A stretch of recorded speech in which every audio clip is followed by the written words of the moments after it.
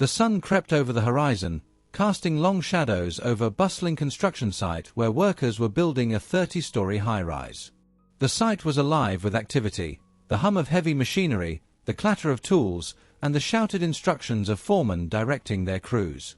In the midst of it all was David Ramirez, a seasoned worker known for his skill but also for his tendency to take shortcuts. Today, he led a small team tasked with assembling scaffolding for the next phase of the project. David was confident, almost to a fault. With years of experience under his belt, he often brushed aside concerns about safety. "Safety is for rookies," he'd say, laughing it off. His team, while skilled, tended to follow his lead, trusting his judgment. Among them was Jamal Green, a young apprentice eager to prove himself.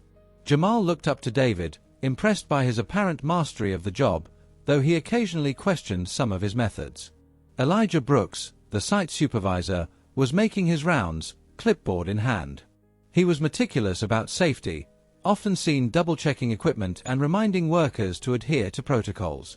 As he approached David's crew, he noticed something amiss. The scaffolding they were assembling lacked stabilizers, essential components to ensure its sturdiness. "David," Elijah called out, his tone firm. "You need to secure that scaffolding properly. The wind's picking up, and if that shifts, someone could get seriously hurt."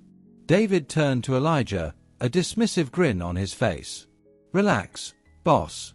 I've done this 100 times. It's solid as a rock." Elijah's brows knitted together. "Experience doesn't make you invincible, David. Fix it before someone pays the price." David waved him off, his attention already back on the task at hand. Jamal overheard the exchange but said nothing. If David wasn't worried, why should he be? Still, a small knot of unease began to form in his stomach. As the morning progressed, the site's frenetic pace continued.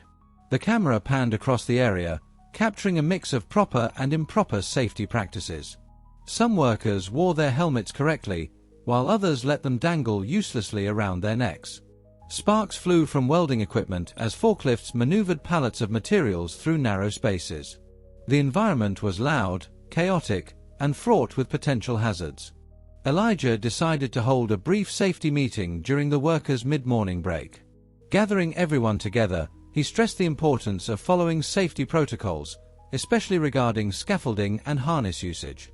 "I can't stress this enough," he said, his voice cutting through the din of the site. "Your life depends on this equipment. If something doesn't feel right, speak up. No job is worth your safety." David and a few others stood at the back, arms crossed, their expressions bored. As the meeting concluded, David leaned over to one of his crew members. "Another lecture. He's just covering his ass. We know what we're doing."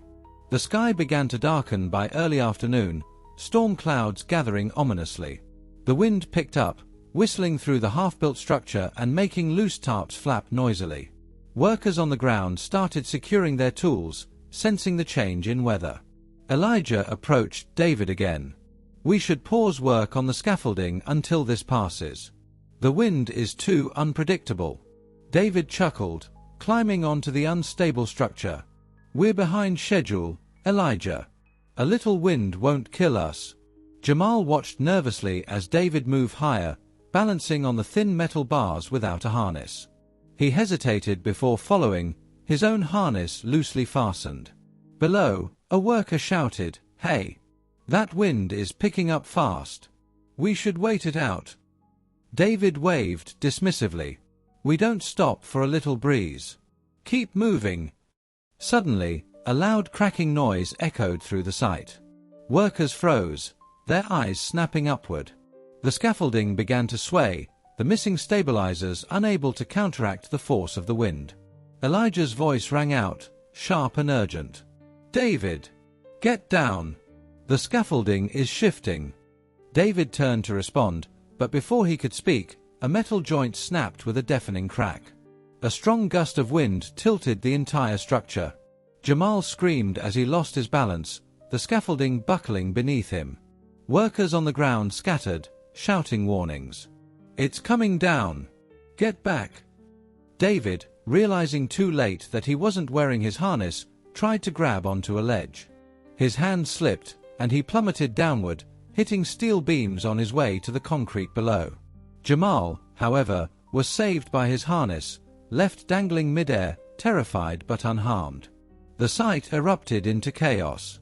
Sirens wailed as emergency responders arrived, their flashing lights cutting through the gathering gloom.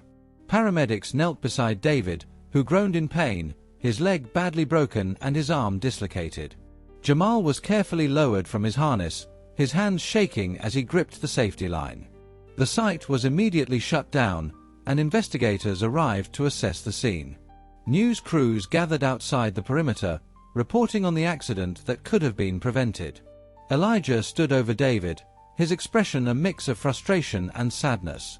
"I told you, David. That shortcut cost you."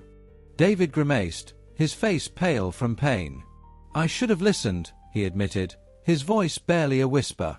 The following day, the construction company implemented stricter safety policies.